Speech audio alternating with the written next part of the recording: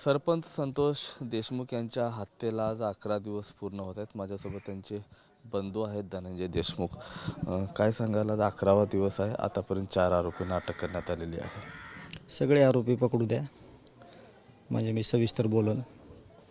सगळे आरोपी पकडणं अपेक्षित आहे। माझी मानसिकता खचून गेलेली आहे की माझ्या आईची तब्येत रात्रीपासून बिघडली आहे आणि खूप मोठा पोटात गोळा यायला माझ्या आता। मला सहन होत नाही गोष्ट। मला न्याय पाहिजे। न्याय घेतल्याशिवाय मी मागे हटणार नाही। मला न्यायाची अपेक्षा आहे आणि सगळे आरोपी त्वरित लवकरात लवकर अटक होतील मी अशी अपेक्षा करतोय। यातील जो आरोपी आहे विष्णू चाटे, याला काल पोलिसांनी अटक केली, कसं बघता याकडे?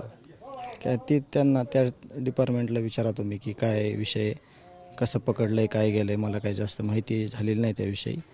सगळे आरोपी पकडले की मी तुम्हाला स्वतःहून प्रतिक्रिया देतो। अल्टिमेटम दिला होता की या दिवशी आरोपी पकडा, मात्र अल्टिमेटम संपून 4 दिवस होतात। त्यांचं काम ते करायलेत, त्याला सगळे पाठपुरावा करायलेत। असं नाही कुठं की फक्त आपणच अल्टिमेटम देतोय आणि ते आपलं अल्टिमेटम घेत आहेत। सर्व स्तरातून मागणी होते की आरोपीला फाशी द्या। सर्व स्तरावर कॅन्डल मार्च निघत आहेत, मोर्चे निघत आहेत की आरोपीला न्याय द्या। एकच मागणी आहे आपली की आरोपी ह्याला माझ्या भावाला न्याय द्या, माझ्या भावाला न्याय द्या। फाशीची शिक्षा द्या आरोपीला, माझ्या भावाला न्याय द्या। जो माझ्या विरोधात अन्याय झालेला आहे, माझ्या भावाचा जे त्यांनी निर्गुण खून केलेला आहे, मला न्याय द्या। मला न्यायाशिवाय दुसरं मी आता काही मागू शकत नाही। CID पण तपास करते, आता SITची पण स्थापना होते। कुठल्याही मार्गाने मला न्याय पाहिजे। काय स्थापन होतं आहे हे आपल्यापेक्षा जास्त त्यांना कळतं आहे, जनतेला कळतं आहे, लोकप्रतिनिधी मागणी करतायत। त्याच्यामुळं मला न्याय पाहिजे। आरोपीला 100% फाशी शिक्षा झाली पाहिजे, हे मी पहिल्या दिवसापासून मागतो आहे। माझं तेच मागणं आहे आणि मी त्याच्यावरच ठाम आहे की आरोपीला फाशीची शिक्षा झाली पाहिजे, माझ्या भावाला न्याय मिळाला पाहिजे।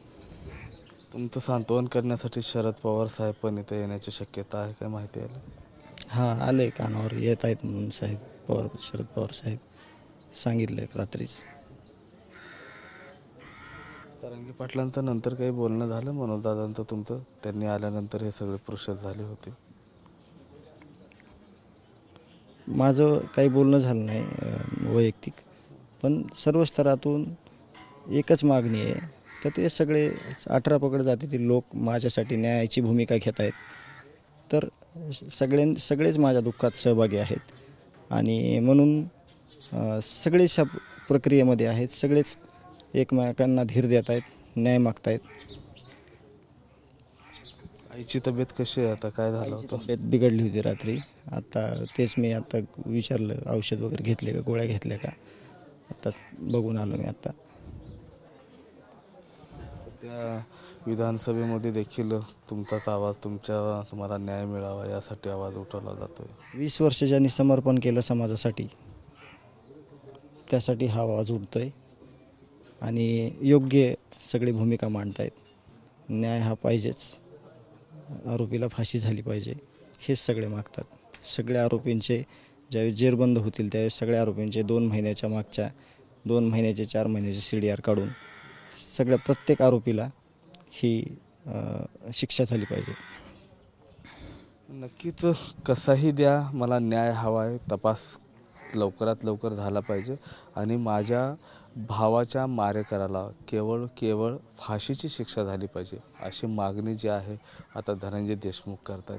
कॅमेरा पर्सन विनोदसह मी महेंद्र कुमार मुधोळकर, TV9 मराठी, मसाजोग, बीड।